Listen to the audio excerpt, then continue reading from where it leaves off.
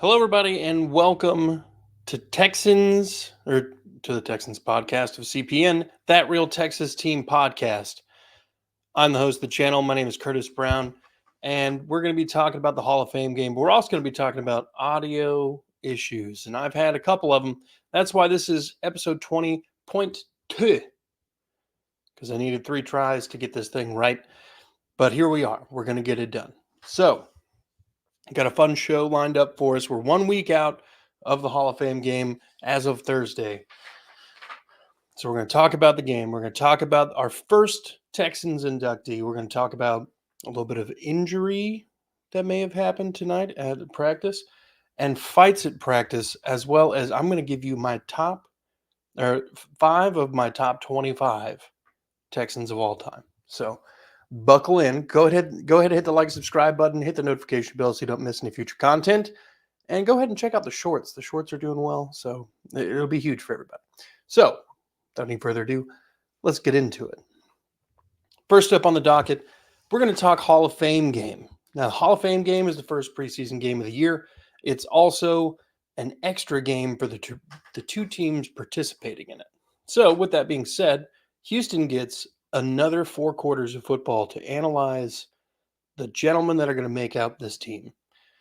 And to help you illustrate, to illustrate and to help you understand exactly how big of a deal this is.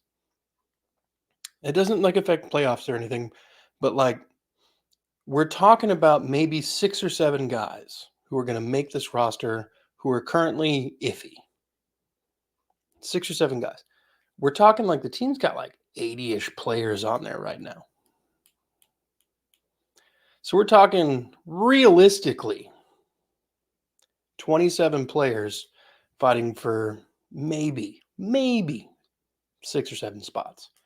So this game is crucial. Things to look out for. Maybe the starters play. Maybe they don't. Maybe they only do a singular drive. Maybe it's a couple of the starters just kind of peppered in across offense and defense. I'm not opposed to that. There's some guys I could stand to see get some more reps with the ones or whatever, but we're also going to be seeing the guys who are kind of in a prove it year. Guys like Mechie, guys like Jeff Okudah, etc. I feel like we're going to see a fair amount of those gentlemen. I feel like they're going to be getting a lot of reps early and often. The Janke brothers, the undrafted wide receivers out of North Dakota State, those guys need all of the attention and reps that they can get anywhere they can get them. So going to be huge for them.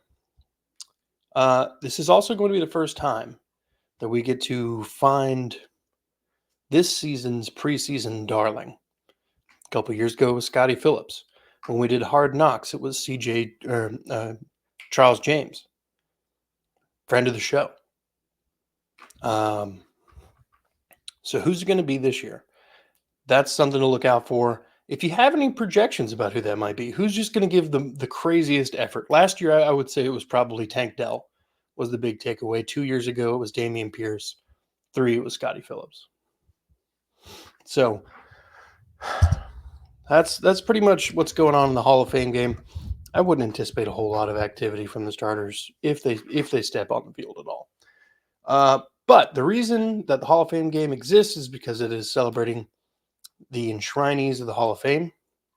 And this is the first season that the Houston Texans have someone going into the Hall of Fame. One Mr. Andre Johnson, number 80. He was, without a doubt, the flashiest player in the sense of displaying skill and talent that the Texans had for a very long time. He was a quiet dude. He was all about his business. And if you managed to somehow get under his skin and piss him off, well, just ask Cortland Finnegan how that goes. Andre was easily the best offensive weapon the Houston Texans have ever had. DeAndre Hopkins is making a case. You could make a case for DeAndre, but Andre Johnson did a lot more with a lot less around him, and that doesn't even necessarily mean quarterback, but there was just very, very few. He finished his career with 1,062 catches for 14,185 yards and 70 touchdowns in 193 regular season games played. Now, we're just going to kind of glaze over the fact that the last 2 years of his career were kind of not good, to say the least. But for stretches of his career, he was arguably the best wide receiver in football, and played well into his 30s. This was a guy who kind of shaped the mentality and really kind of molded DeAndre Hopkins. I think they spent the last year of Andre Johnson's, maybe it was the second to last and the last year of Andre Johnson's Texans career with DeAndre Hopkins molding him. So DeAndre had some big shoes to fill, and I think he did a good job. But Andre Johnson, on his own, his merits are worthy of the Hall of Fame, and to that, I tip the hat, sir. Congratulations. Welcome to the Hall. Oh, God. So here's an interesting one. Injury at practice. So CJ Stroud tweaked his knee today at practice. Practiced the rest of the thing. There's no major issues at all. He didn't even ice it after practice. So, but this will make the rounds. Everybody's going to freak out. And if there's an inkling that this is actually an injury of something, he won't play at all during the Hall of Fame game. That doesn't necessarily mean that he wouldn't play regardless, but if he's even remotely, if he's 99% instead of 100, they're not going to make him play. So nothing to worry about there. This is a solid team with a solid unit. We're going to see the other three quarterbacks on the roster guaranteed. So do not worry about CJ Stroud injuries. The only thing you should be worrying about CJ Stroud is if he's buying his own hype. That's it. And before we get into the rest of the practice news, let's just kind of get off here on a tangent. A lot of people ask me as a Texans fan, am I thinking that there's a world where CJ Stroud has a sophomore slump? Sure. But I feel like the only way that happens is if he buys his own hype. Beyond that, I think the reality of a junior slump is more likely than a sophomore slump. Not only because I don't think that they'll bring Stephon Diggs back, regardless of how he does or how the team does with him. I think it'll be more about Bobby Slowick leaving. Because even if they hire within the same system and scheme, the guy that they hire doesn't necessarily, he's not Bobby Slowick. It's going to be a different kind of game, even if it's in the same system. So Bobby Slowick got a lot of phone calls in the offseason. So that's kind of a reality we need to think about. And it's kind of something that's going to always be happening so long as we have a defensive-minded head coach. I love DeMeco Ryans. I love the energy he brings. I'm not knocking him as a head coach. It's just the cross you bear when you hire a defensive-minded head coach. You don't have to worry about your defensive coordinator, basically at all. But the offense will always be a revolving door because if that coordinator does well, they're gone to be a head coach somewhere. And I think that is the trajectory of one Mr. Bobby Slowick. So I think that also makes CJ's future contract situation a little interesting. Now, we're obviously a couple years out from that even being a real topic of conversation. But regardless of if he actually ends up having a down year, maybe last year was his down year. You never know. So let's just say he goes out this next year and flops. We get like 7 wins. Okay. Um, his third year, it's going to be about let's get back to rookie year CJ Stroud, and he has the opportunity to do that. If he does, great. If he doesn't, we address that situation. However, if he does well this year and has a junior year slump, then in the year 4 of his contract, you're looking at a prove it situation for year 4 and possibly 5, depending on how the contract situation goes. Now, this is all obviously speculation, but we're talking about 75 to $80 million by that time for a new contract for a quarterback, for a franchise quarterback. So that's something to think about. Now, I know the Texans aren't necessarily strapped for cash, so the cap is not really going to be an issue. But even still, you've got to. It's something I think about.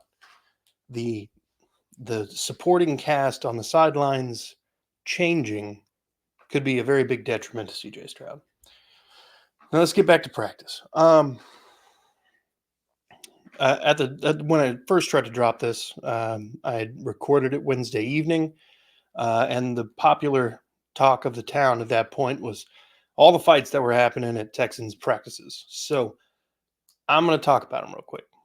As a guy who's been in his fair share of football-related scuffles, fisticuffs,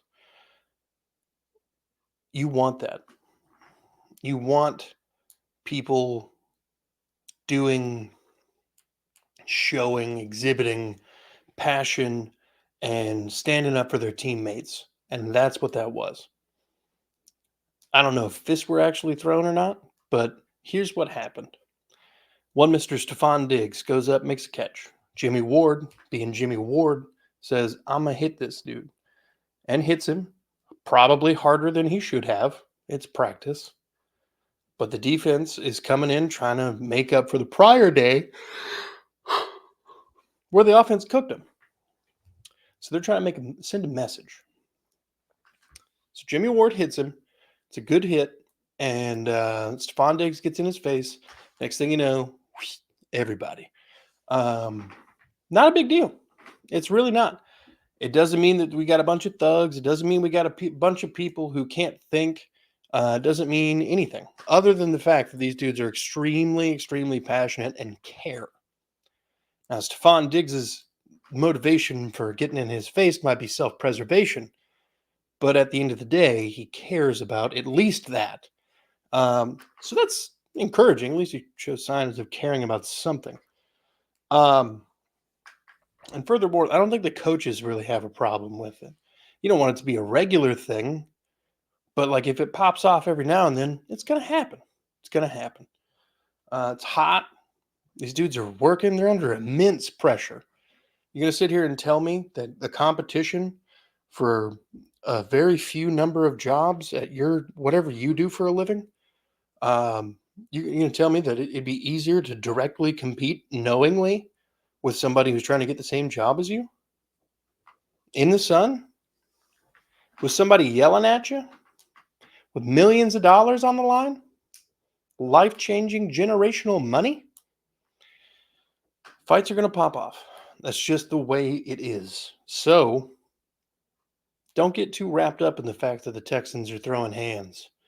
What you need to be wrapped up in is something a little bit more along the lines of the fact that they are fighting is a good thing. This team is going to be physical. They are going to hit. That is a good thing. We're seeing it now.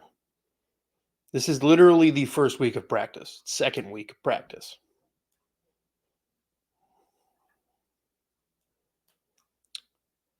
If it's happening now, I cannot wait to see how physical this team's going to be later on.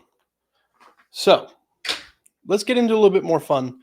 I've done a top 25 Houston Texans of all time. And in the comment section, please let me know who you would do. I'm only going to do my first 5, so 25 to 21. So you just let me know who you would put there. Let me know what you think of my list. And, whatever. Number 25. If you've been a Texans fan for a while, you might remember Andre Johnson's counterpart, Kevin Walter, former bottom of the depth chart wide receiver in Cincinnati, finds a home in Houston and develops into a strong number 2. He never eclipsed 1,000 yards. There were a couple seasons where Andre Johnson got hurt, and Kevin Walter was able to step in and fill the role in admirably.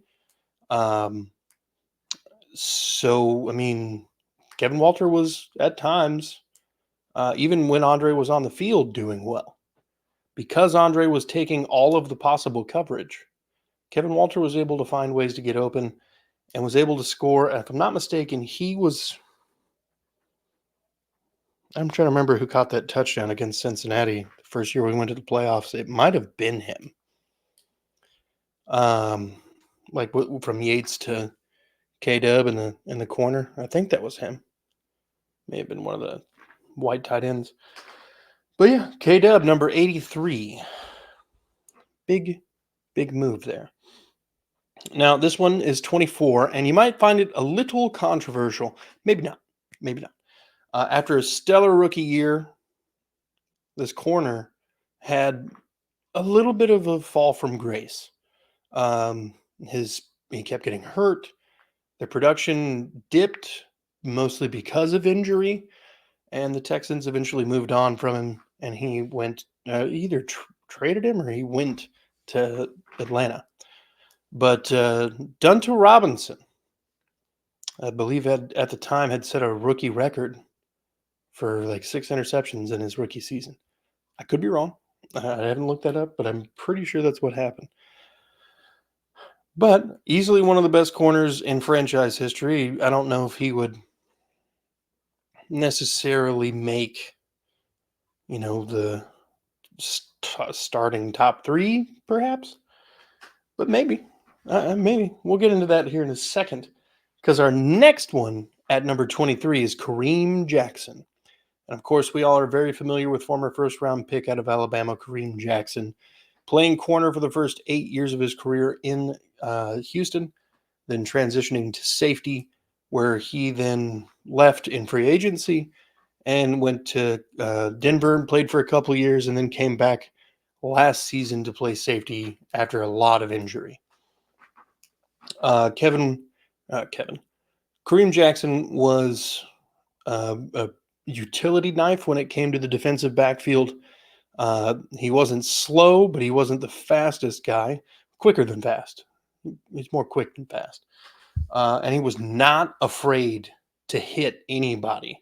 Still not afraid to hit anybody at like 36 years old. Homeboy just out here laying the pipe and getting all the penalties. So it's probably why he's a free agent right now.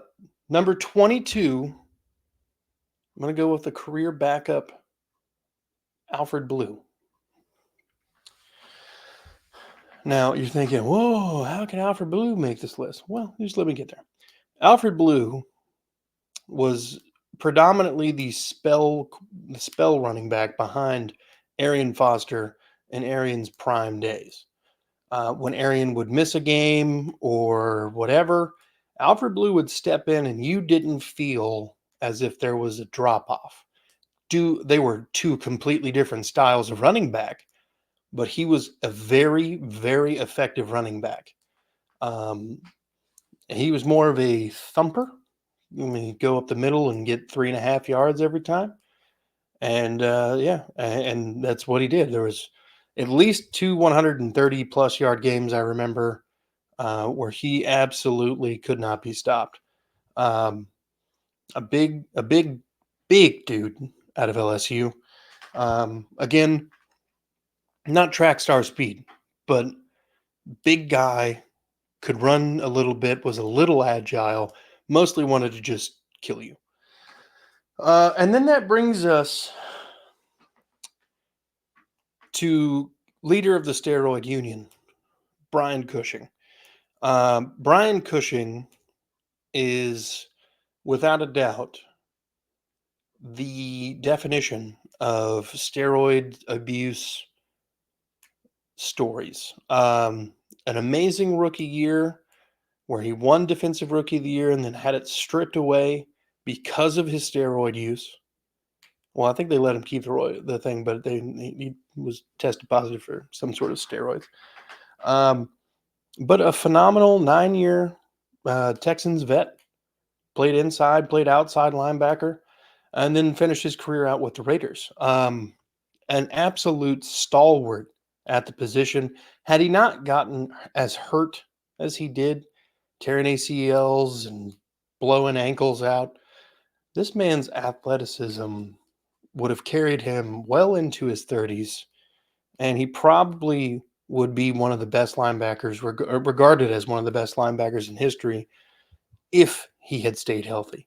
A lot of seasons he had 3 or 4 interceptions, could jump out the gym, and was not afraid of anybody.